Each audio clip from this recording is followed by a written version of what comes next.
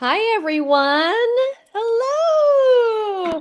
Welcome to TETV Special Minisode about women's or celebrating Women's History Month. I'm Caitlin Sprague. I'm a producer on TETV. I run a day in the life show here that runs every other Friday. Joining us today is Kathy Nixon. She's a host on A Day in the Life. And Jessica Kling is also with us. She does marketing for the network. So we were asked to come on today to talk a little bit about our career journeys. You know, we talk to hosts about, or to guests on our shows about their career journeys, lessons learned, advice for young professionals, and that sort of thing. And a lot of us on the network haven't had a chance to talk about our own career journeys. And so this is a good opportunity for three women on the network to do exactly that. So already did a little bit of introductions. Kathy, Jessica, would you like to say anything else about TETV and what you do on it? Do on the Uh, network? well, on the network, I am on A Day in a Life. I love speaking to other people who started, within themed entertainment and outside of themed entertainment and kind of their pathways that took them into the industry. For me, I didn't start off in the industry. I actually started off in engineering. And it was mechanical engineering with the idea of maybe someday I will get into themed entertainment, but I didn't have the words for that. I only told, my teachers growing up, hey, I would love to design rides. And I went by way of mechanical engineering. I went and I studied abroad and saw that mechanical engineering students also studied industrial design, which then sent me to grad school. And I was one of the first graduates. Well, I was in that first graduating class for themed entertainment design over at Savannah College of Art and Design. And when I graduated from there, I landed an internship with Walt Disney Imagineering, which started my career in themed entertainment. And so I went from there. I moved out to California. I became a show producer at one point, and I went from there. I was a project coordinator. I started getting into fabrication, and then I ended up at a design studio, American Scenic, where I was a show set designer. And currently, I am a technical design lead heading up a really exciting project that I'm hoping to be able to share more about at some point. Isn't that And kind of how it always Jessica. works in the industry, where you are waiting to announce something exciting? Yeah, it's the industry. I feel like everybody laughs that their best work is all under NDA. So Right. it's true, right?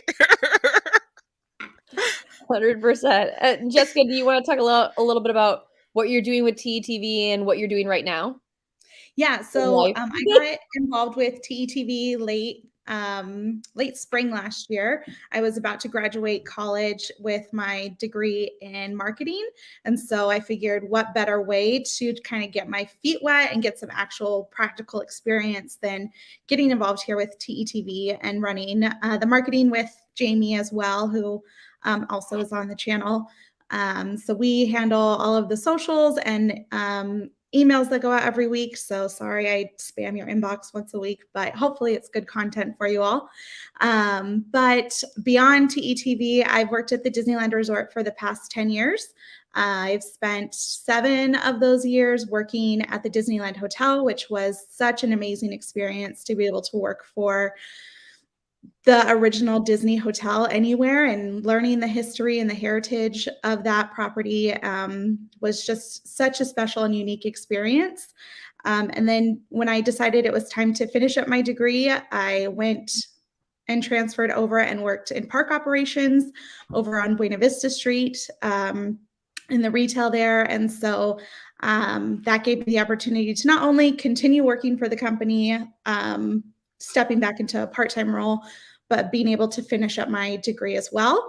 And then a wild weekend of events led to my graduation from Chapman on Friday, and then Monday starting in my current role, which is in communication events, where we handle media events at the Disneyland Resort. So getting everybody in to come experience all of the new offerings that we have and share it with their markets. So that's kind of my experience with themed entertainment, more so on the operations side as an employee, but then definitely as a guest, as I grew up coming to Disneyland quite frequently. And then in my last 10 or 15 years, really learning what themed entertainment really is and what it looks like around the world, and that it's not just the few theme parks that we have here in Southern California, that there's a lot more to it. So it's been a great journey so far, and I'm excited to see where it goes.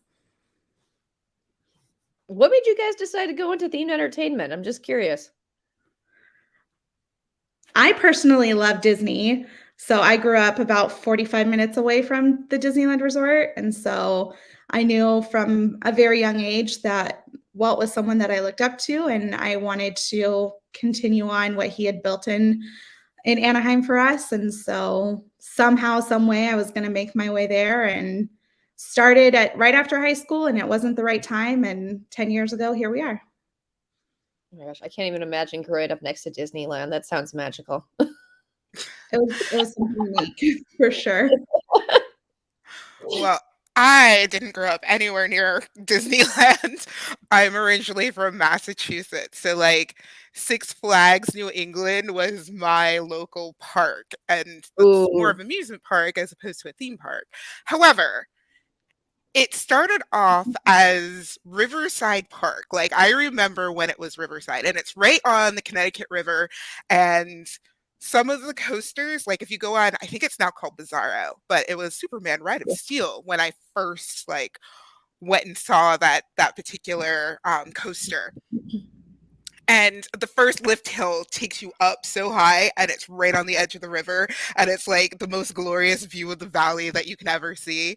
But that wasn't the ride that got me into themed entertainment, right? So the one that got me into themed entertainment was Houdini's Great Escape, which ended up being like almost an illusion ride, because you're just kind of like on this pendulum that takes you back and forth, but then the room also spins. And so the top part of the story, you're like supposed to be on the ceiling, which is like really kind of cool. But it was completely themed from the time you walk in, which is, yeah, become a madhouse ride. Yes, it's exactly what it was. And it was themed from the time you walked in. And oh, there's Patrick. I think I've talked his ear off about this so many times because I loved it so much. And this is seriously what got me into themed entertainment. And so that was the ride I would go to, because at the beginning they had like all of his different great illusions set up. And they came to life at the end of the pre-show. And then you got moved into the rest of the ride. So it was just like a full experience from the time you went into the queue. So that's kind of what brought me into themed entertainment, and just kind of went out of control from there. I love, like, if you didn't grow up next to Disney, you like likely grew up next to a Six Flags, and we all have like our own personal near and dear Six Flags. Mine was Great America in Chicagoland.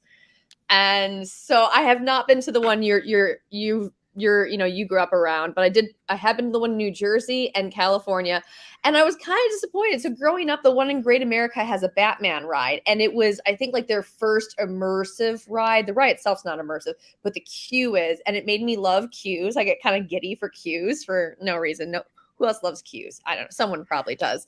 I mean, But, I do. you know, no, he's so fun. And the Batman ride had like the soundtrack, and you're going from the movie, you're going through this tunnel, and there was this police car that like run into a street lamppost, and it was so special to me. And then I go to the one in New Jersey, and they have the exact same ride, and I'm just like, oh, this is not unique to Chicago. And that was a bit of a bummer, but I did really like that queue. Yeah, but it shared the magic with everyone, that's not only at your own home park, it's the other parks as well. So That's that's kind true. of cool. That's kind true. of cool. And I was just talking to someone over dinner not long ago about Cars Land over in the California Adventure Park.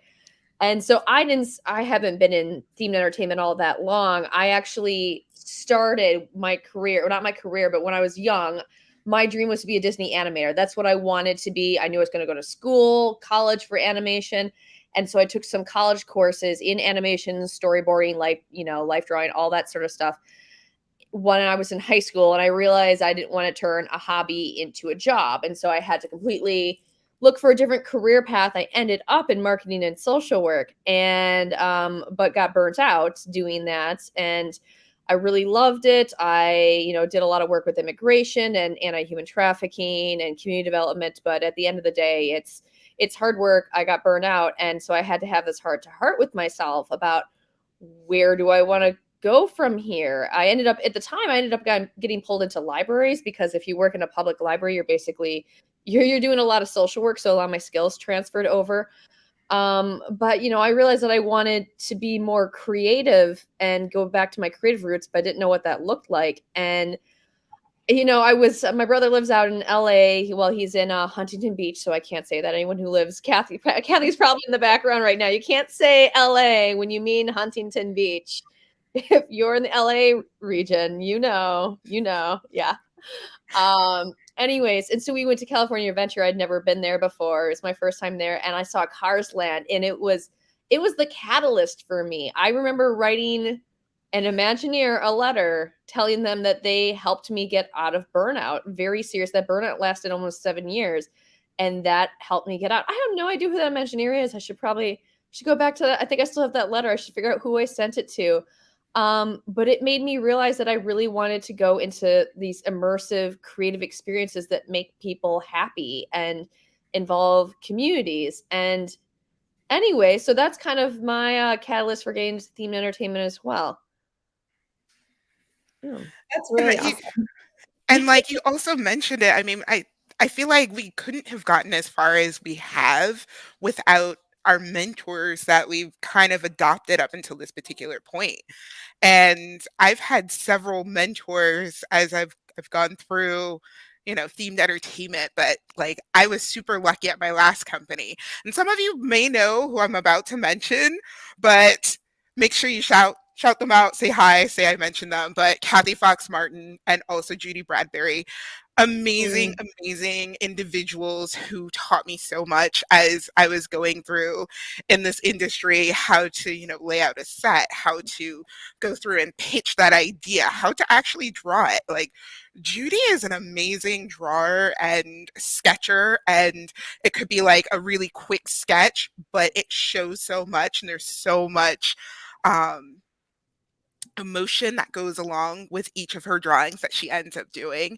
And Kathy Fox Martin, she's also amazing. The way she can end up looking at a scene and looking at a set and applying the story that goes around it, it was just kind of one of a kind for me. And I'm really happy I was able to work with them, as I was growing in my career.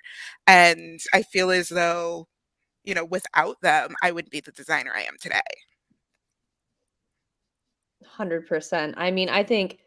If I can give any advice to, a fellow, anyone, but like a fellow woman, a young person, whoever you are, someone new to the workforce, transitioning in workforces, different industries, it's to get a mentor, to get a range of mentors. Just because you have one doesn't mean that you can't have more, especially, mentors that specialize in different fields. Or it's helpful if you're a woman, to have a female mentor, but also to have a male mentor, because they're going to have a different perspective, or a young mentor, someone new, someone from a different industry. I think it's just really important to have that range of mentors. And I've been lucky enough to have a number through my life. I've had social work mentors, which, I would have been burned out so much sooner if I didn't have really good mentors to talk to about, how to deal with the secondhand trauma that I deal with every day, or, how to just, how to be safe, how do I handle that work-life balance? Because work-life balance, having a poor one, is going to burn you out in any industry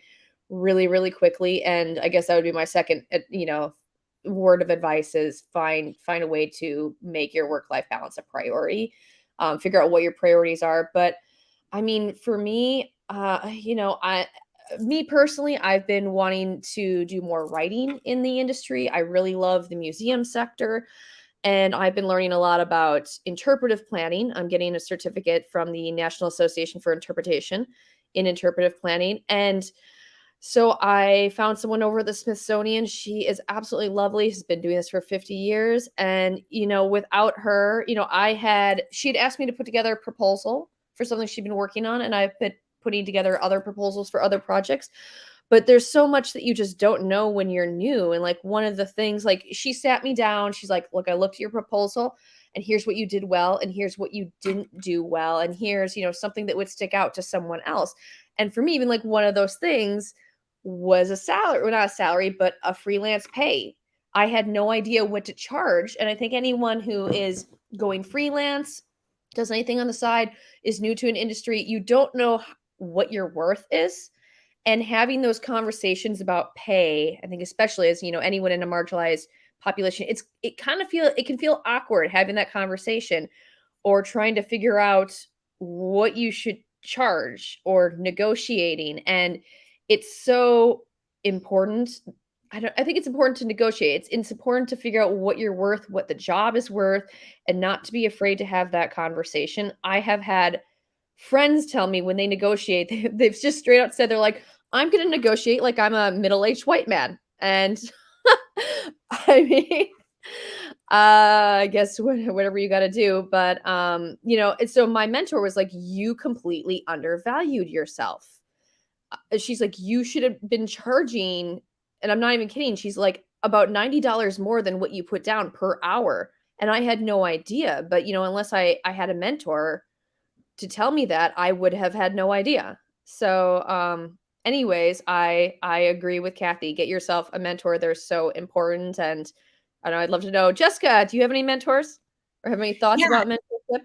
Absolutely. Thinking back on it, especially with my career at Disney, it's definitely a very people-focused industry and career path, right, within the Walt Disney Company, which is one thing that I love so much about it. But I think being a female and being someone who is more on the direct side of things as opposed to softer and maybe a little more mindful, I think, with the way or the things that they say. I think being more direct, like a middle-aged white man, doesn't always come across as someone who should be in leadership positions or not, or if you get into a leadership position, how do you navigate that? And so I've definitely had several leaders along the way who have kind of been strong women in the industry who have guided me into being not a different version of myself, but just someone who can navigate it a little bit better. And so I think it's so important to find those people who are going to be in your corner and help you through everything. Most recently, the Walt Disney Company has done so much to help out with connections, women's connections. There's actually a program called the Women Connection Program where I've been peer matched with 4 different women across the organization in different lines of businesses that I would have never even had any contact with. So I think that is so amazing that that's happening now. And so we're all in different levels, different, like I said, lines of businesses. And so it's so interesting to see what it's like for other women across the company, since it's such a huge place to work. And so I think that it's really important to have those leaders and women in your life that are guiding you down the right path, and you can always bounce an idea off of. I think I feel very fortunate right now. The team that I'm on is simply amazing. The women that are our leaders aren't afraid to say what they think about whatever is going on, whatever the company might be saying or not saying. And I think that the company or our leaders in my department are just fantastic. We had an event day not too long ago, and my director just reached out to all of us and said, if you feel burnt out, if you feel frustrated, if you need to take some time, even on an event day, don't feel like you can't do that. And I think it's so rare to have leaders that actually care about your well-being. In that sense, like on an important day, I think all of our leaders do care to a point, but on a high stress day, it was very refreshing to hear that our leadership actually was there for us and wanted us to put our mental well-being, mental health and well-being before everything else. So I know that was a lot of rambling, but hopefully that summed up my feelings on mentorship. No, and I think it really did. I mean, I feel as though, oh, Oh oh no. yeah. um, but I feel as though like an undertone to that is learning how to advocate for yourself. And I feel as though part of, growing up, you have to learn how to advocate for yourself. And I feel as though, I mean, me as a female in engineering, that was something I had to come up to very, very quickly. I mean, I even had a professor who told me I didn't belong in his class because I was a female, which was a really messed up thing. But then at the same Oh, time, I turned around and I was like, all right, so I'm just going to turn around and ace his test. And that's exactly what I ended up doing. But at the same time, during this period of time, I learned that I had to stand up for myself. I had to be able to speak for myself. And I think that that discussion also goes back and starts talking about like your pay and how you present yourself on your resume so that you can go up from being associate to a senior level role, or um one of those uh, uh, jobs that you feel as though is out of reach, but it may not be out of reach. It could be one of those things where you know what you're doing. It's just a matter of framing it so that you can set yourself up for those positions. And I feel as though that is one of the lessons that my mentors, as I've come up, has even taught me, and yeah, yeah, learning how to advocate for yourself. It's very important. Yeah. Oh, Caitlin, you're on mute. go ahead, Jessica. I was just going to say, I think that it's so, like you said, it's so important to not only advocate for yourself, but know your worth and know that, and that just doesn't stem down to pay. I think it's important to know what you're worth as a employee to a company. If they're not giving you what you need, it's okay to step away. It's okay to find something else. I know I've had challenges over the years where I at one point considered leaving the Walt Disney Company, and that was a really hard thought to even consider because I thought Disney was my end all be all, and thankfully I'm still there. But at that point, it was very challenging to think, okay, I'm not getting what I need out of this situation. Where can I find that? And so looking into different options, and it came back to a mentor that I had who saw my value and saw my worth and was able to kind of help me navigate that time and find something that was a good fit for me. So I think knowing your worth beyond pay is really important as well. Right. And I think, I mean, going off of that, we're talking about negotiations not that long ago. And even this, knowing your worth outside of pay, I wish I had known a lot sooner the type of things that you could negotiate and the different factors. Like I learned that way later than I wish I had. And that's, so if no one's telling you, ladies, I feel like the three of us could probably tell you a little bit, or tell you anyone, not just the ladies that are listening, but again, like, there's so many different things you can navigate, or not navigate, negotiate, including pay. But, is time off important to you? Do you have kids? Is sick time important to you? Is sick time important to you for your children? Is travel time, relocation? There's so many different things you can negotiate. Working from home, working remotely. Actually, I'd love to know, Jessica and Kathy, what you think about working from home. You love it or hate it? What do you think? See, I enjoy it. I think working from home definitely offers a flexibility for people who have, like, if you have kids, if you have other responsibilities outside of work, it gives you that ability to not only move on in your career, but also take care of the things that you do need to take care of and make that work-life balance work for you. For me, I was working in operations throughout the pandemic, and so I didn't, and I my home, we don't really have an office set up. So as I'm here right now, I'm sitting at my kitchen table. So I don't have that kind of setup. I think, like Kathy said, it's important to be able to offer that flexibility. And I think that's definitely a positive to take away from this pandemic, is that we've learned, as I think a worldwide employment culture, that we can have all these jobs work remotely or partially remote, and not everybody needs to be in office every day. And I think that provides a lot more opportunities.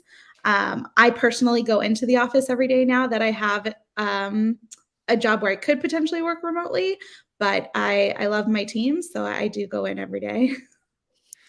It's like really nice to have that flexibility though. Mhm. I mean, at one point it wasn't even offered, and now it is. And I feel as Yeah. though there's a number of, families that I encounter, and they realize, okay, I can go home, pick up the kids, drop them off and continue working if I need to. Or it's a situation of, I need to work remotely today because I don't I can't come in because I'm traveling or something like that. Um, but there's all sorts of ways of mitigating it so that you can have that work-life balance, which is really kind of cool. Yeah.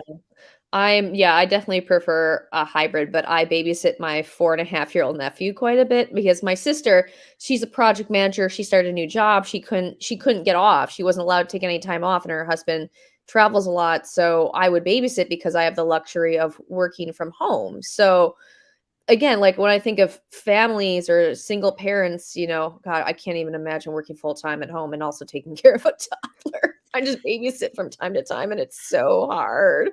The other day, he just screamed beep at the top of his lungs for like 2 hours straight in the background. I couldn't. Yeah. Anyways, but yeah, that the luxury of just being able to, if you need a moment to take care of your insurance, because God knows how complicated insurance is, medical needs. I like the hybrid, but I do really appreciate the working from home. And I know Rachel Strack had put a comment in on YouTube. Mentors are so important. And women supporting women. And I have to say, we've been talking about advocating for yourself, but I also think it's important that we advocate for basically, just trying to make everything a little more equitable, a little more accessible for everyone. We're advocating for ourselves to be able to work from home, but I think that's just a general thing that we should be advocating for, that should be Mhm. a policy period, or more flexibility. So before I was working in exhibit design. So my company, we design digital interactives, and I'm a creative producer. As I mentioned, we are female owned. Most of our employees are women. And but before I worked here, I was a horticulture program manager for both the state of Washington and the state of Wisconsin, and in what's called the extension system. So most public libraries, I worked in a public library as well. Most public universities have what's called an extension system. And so we were the ones that would take the research happening in the institutions, and we would bring them to the community in a more palpable way, that that was understood more widely, and that they understood why it impacted their lives, how it could help just the general populace. And unfortunately, because it being academia and government, it required, like, all the different jobs would require very specific niche degrees. Like, personally, I feel like we're putting way too much emphasis on degrees and not enough on life experience. And, having worked in community development, and people would say, oh, if you're going to be a community organizer, you need a master's degree in something. Well, I mean, why couldn't you hire someone that works in the community and understands the community? They're probably going to be a very, very, very good fit. And so we had put together kind of like a task force. The government loves to have task force of our management system. And we were working with HR to change the requirements on the job postings, because so many jobs that were really fitting for people that had lived experience. We worked in prisons, but it was very unlikely we were going to hire anyone that had prison experience because they didn't have a master's degree. But how helpful that would have been if we did.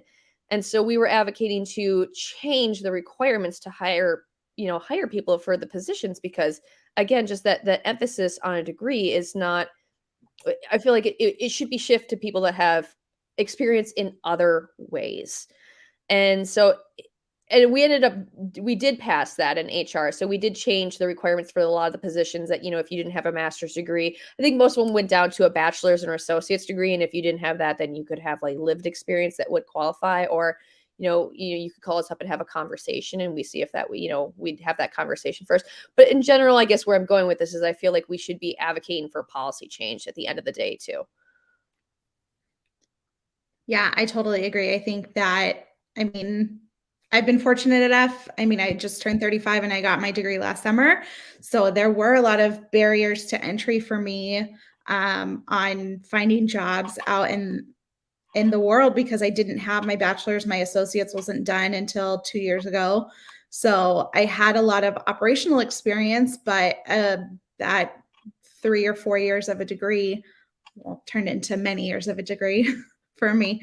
But that was a barrier for entry. And so I think that just not only me, but there's so many out there that don't have the access or the resources to be able to get a degree, whether it's a financial burden or they have family to take care of in one way, shape, or form. I think that what you said, Caitlin, is so spot on, where we need to be advocating for changes where it's a degree or X years of experience, and being able to articulate that on a resume, I think is something that we need to advocate for that kind of change as well. And I think and it's related somewhat, but in terms of COVID, I think it's kind of interesting how, now we're looking at resumes differently, right? And there are a number of females who ended up having to take time off of work because they had a baby. And at one particular point, a gap was seen as an unfortunate thing and also a mark that could go against you as you're applying for a job. And now, as we've seen people transition and grow and have a bit of time during COVID, this is no longer seems as a negative mark to somebody who is applying to a job, which I think is going to start encouraging more women and more people who have taken time off for whatever reasons it is in order to get back into industry and start climbing, up the ladder if they want to go more towards a leadership role. And I'm curious to see how all of this is going to end up playing out sometime in the future in the next 5 or 10 years. Mm-hmm. Yeah, I had a dear friend of mine just get back into the workforce within the last 2 or 3 months, who was the caretaker for her children for the past 8 or 9 years. And she was able to get it into a really like a director of food and beverage role at her company after not being in any sort of like industry for quite some time. So I think that the pandemic definitely helped being able to bridge that time, not only because the pandemic was happening, but people, like you said, Kathy, people are looking at resumes differently. Yeah, people are looking at resumes differently, and working from home is now becoming more of an opportunity, or at least a hybrid situation. And I feel as though there's going to be a bit more of a diverse population that's going to be raising in the levels of leadership, which I think is going to be incredibly important in terms of, designing experiences and product design and going into, you know, spaces in general. So I think it's really cool, even as we're seeing a lot of the changes happening now, with our designs and stuff as well. Um, Spaces for nursing mothers in airports and also within theme parks. Um, Family restrooms are more of a thing as well. Designing for, switching off if you need to, and also, just changes in body sizes and body shapes and more body inclusivity as well. So that's always been cool to see growing in the design side. And I feel like I focus on that just because it's my job. Okay, but my favorite trend that I've been seeing in theme parks and museums is more seating. more seating. It benefits everyone. It really, right. If you're, if you're on crutches, if you're pregnant, if you're, if you just had a long day. I love how something as simple as a chair or a bench can like make someone's experience better and make them just enjoy the space longer. But anyway. Well, I mean, I feel as though that sort of idea wouldn't have come about unless, we've actually done the research, or if there was somebody on that team advocating for more seating like that, so that more people are able to enjoy a show or an experience or something like that.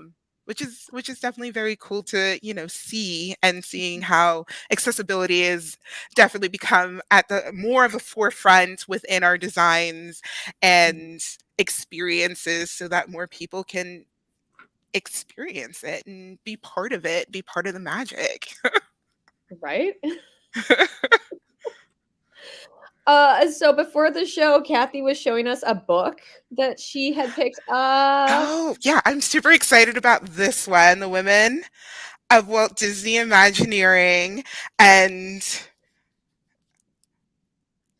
yeah, I haven't read it just yet. It just arrived yesterday, so I can't wait to dive into it. Yeah. I just So put it in my Amazon shopping cart right before the show started, so it will be arriving soon. speaking of the women in Imagineering, and who helped pave the way Yes. so that, I can someday become a Disney Imagineer. So I'm reading this. This is my book that I've been reading. I'm almost done with it. Exhibit Labels. It's written by the delightful Beverly Sorrell. So she is still around. She is still very active. She's kind of like the Marty Sklar of Museum of Interpretive Writing. So I'm going to recommend this book to anyone that wants to learn about writing for museums. This is basically the Bible for exhibit labels. So this is the book all the interpretive planners, all the interpretive writers recommended it to me. It does not disappoint. So this is my book recommendation. I don't know, Jessica, do you have any? I feel so unread right now. I have bought many books this year. They are all still sitting on my bookshelf. So I haven't quite picked up anything just yet. Although I did just get something from Michael Schur. I'm not sure if any of you are familiar with him. He was a writer for The Office and then helped create Parks and Rec, Brooklyn Nine-Nine, and The Good Place. And so during his research for The Good Place, he did a lot of research on different philosophers. And so he took all that information that he learned and wrote it into a book of figuring out different life situations that you're going to end up in and what those philosophers would say about it. So I just picked that up, and fun fact on that is all the proceeds from the sales of that book are going to, I'm not sure what charity, but he's donating all of the proceeds for it. So I thought, what better way to not only try and become a better human by reading this book, it's also helping out others. Oh, Very cool. That is really cool. I had another book from someone in Hollywood donating all their proceeds. I think that's real inspiring. Yeah, I would agree 100% on that. So in terms of outside of books, actually, what is like the next experience that's coming up that you can't wait for, that's been announced? I'll go first. So Meow Wolf announced for their next experience coming to Orlando. I'm a huge Meow Wolf fan as well. I ended up going to the one in Santa Fe a few years ago, and going and experiencing that one. And then, of course, I was hooked, so I had to go and do the one in Las Vegas. And so that leads me to Colorado for the next one. So hopefully I will be doing that in the next couple of months. So we'll see. That's when what did I'm he excited open? about. I have no idea when it opens. It was just announced last month, and I was like, oh my gosh, Orlando. Oh, we saw it coming though, but we should have a field trip. Yeah. TETV meetup. Yeah, TETV meetup. Oh my god. So I'm not actually someone's gonna just hate me for saying this. I'm not actually a Prince fan. Someone watching this really angry at me here. I don't really like Prince that much. But I have been hearing about this Prince immersive experience that is popping up in Chicago. And it just sounds, I don't know. I don't know what this thing is, but it says the tagline is lose yourself in an interactive trip through the music and life of Prince. Journey through 10 multi-dimensional spaces and explore a purple universe where you will step inside the iconic Purple Rain album cover, play music, producer, and mix one of Prince's greatest hits, Studio A. And then you get to get down to an audio visual dance party. Oh, and much more. So I don't know what this is. I want to check it out though. It opens in June, so you know what? This TETV party is just gonna like go around the country. I love it. I Oh, think for me, what I'm most looking forward to this year, if everything goes to plan, I'll be able to have gone to all of the Disney resorts around the world. So that's my goal for the year. Obviously, I've done Disneyland. We've just got back from Orlando. And then hopefully this summer, I'll get to be able to see Disneyland Paris and see their celebration for their 30th anniversary. And then what I'm most looking forward to, though, is heading out to Japan to see Tokyo Disney Sea. I've heard so many great things that it's just there's nothing like it. So that's top on my list of being able to get to see that. So fingers crossed everything goes to plan. All right, so Patrick called me out. So it was Area 15. I'm just like so hooked on Area 15 over in Las Vegas. I just kind of like mash them both together because I'm like inside of Area 15 and just like Meow Wolf is a part of it. So Area 15, just in general, because have you been to Area 15 yet? Have either of you? Okay, yeah. so not only is Meow Wolf there, but there's all sorts of other immersive experiences and tons of delicious food, and also like arcade games and stuff like that. There's like a barcade type deal as well. So the full experience there. Oh, and Lost Spirits Distillery has an experience there as well. Um, but that is like one of my favorite things to do in Vegas. And I'm hoping that same sort of experience comes to Orlando. So thank you, Aw. Patrick. Oh, and Rachel also mentioned Super Nintendo World Universal. Yes. Yes.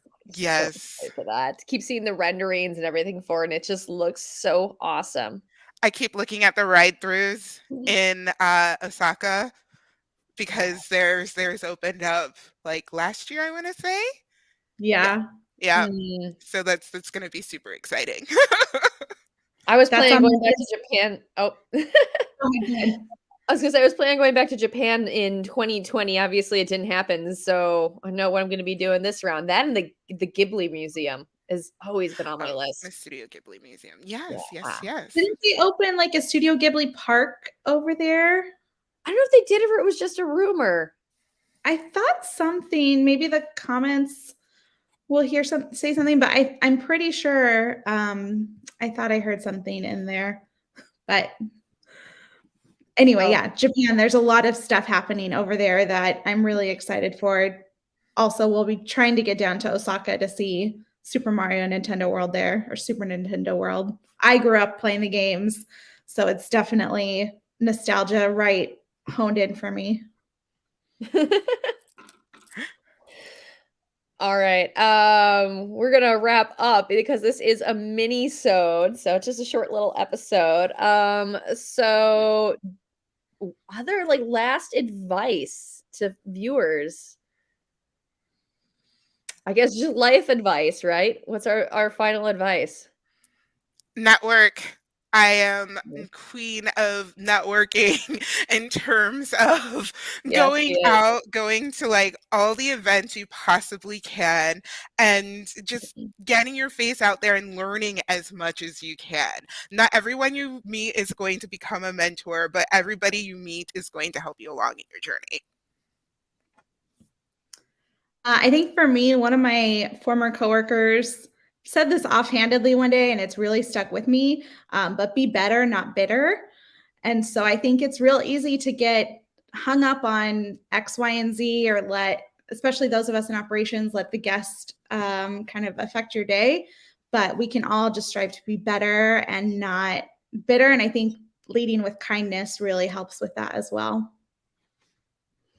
I guess my advice is ask lots of questions. Like, don't be afraid to ask questions. And someone actually gave me good advice today that, the answer to an unasked question is no.